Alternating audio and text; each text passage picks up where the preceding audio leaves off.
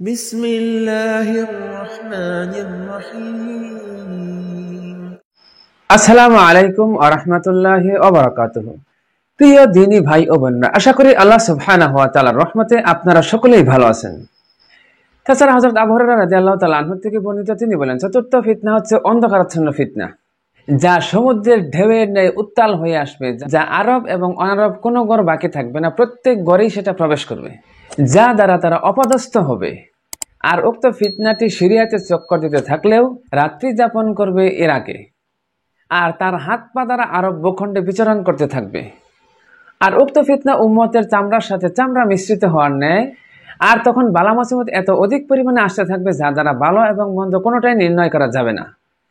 আর উক্ত ফিতনা থামানোর জন্য কেউ সাহসও করবে না। একদিকে একটু শান্তির সুবাতাস বইলেও অন্যদিকে সেটা আবার ব্যাপক আকার ধারণ করবে। আর সেই সময় কেউ সকালবেলা মুমিন থাকলে সন্ধ্যাবেলা সে কাফের হয়ে যাবে।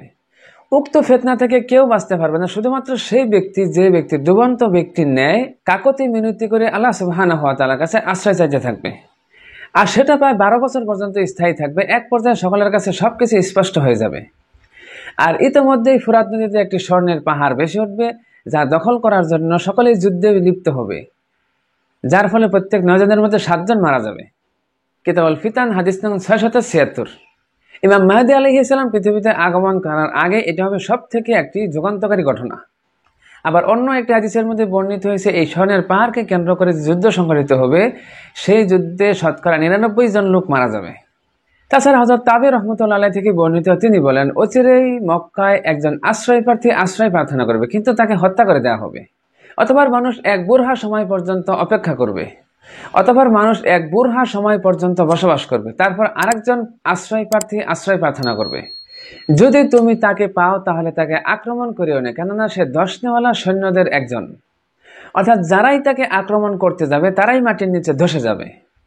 হযরত ইবনে আব্বাস রাদিয়াল্লাহু তাআলা আনহু এর ব্যাখ্যায় বলেন, এক বুরহা সময়ের পরিমাণ হলো 33 বছর অথবা 40 বছর অথবা 60 বছর। তবে 40 শব্দটি বেশি প্রসিদ্ধ। আর এই ঘটনাটি কিন্তু ঘটে গেছে 1400 হিজরির 1979 সালে।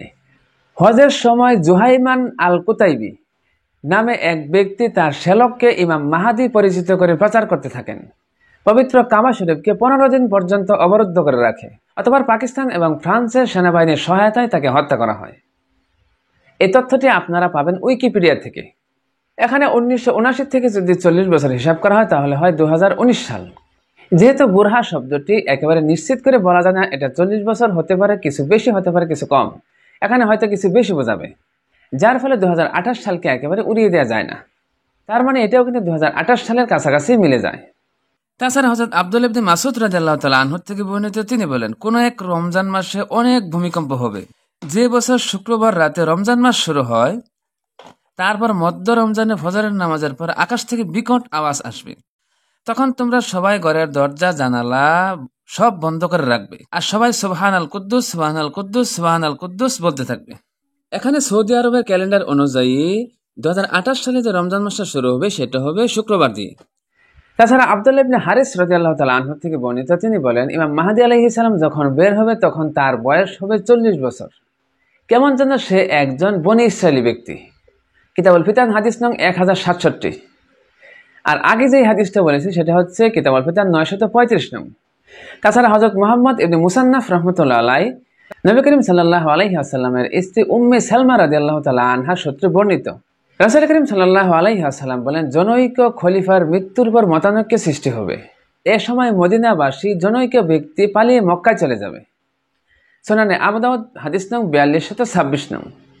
এই হাদিসটির সাথে আরো একটি হাদিস বর্ণিত আছে যে মক্কায় যখন 3 জন খলিফার পুত্র কাবার ধন ভাণ্ডার নিয়ে যখন যুদ্ধ শুরু করবে, সেই সময় কিন্তু পূর্ব দিক থেকে কালো পতাকাবাহী একদল সৈন্যবাহিনী তাদের উপর আক্রমণ করবে। তার মানে মক্কায় যখন 3 জন খলিফার পুত্রের মধ্যে যখন দ্বন্দ্ব শুরু হয়ে যাবে, তখনই বুঝতে হবে ইমাম মাহদী আলাইহিস সালাম পৃথিবীতে আত্মপ্রকাশ করবে। আজকে যে হাদিসগুলো উল্লেখ করলাম, এই হাদিসগুলোর যে ঘটনাগুলো বর্ণিত হয়েছে, এই ঘটনাগুলো ঘটার আগে ইমাম মাহদী কিন্তু পৃথিবীতে আগমন করবে না। তাই প্রত্যেকের এই হাদিসগুলো এই জন্য জানা উচিত, যাতে করে কোনো নকল ইমাম মাহদী নিজেকে মাহদী বলে দাবি করলে যাতে আমরা চিনতে পারি সে আসল নয়, সে নকল। আর হাদিসের সাথে তথ্যগুলো যদি মিলে যায় তাহলে বুঝতে হবে সে আসল ইমাম মাহদী।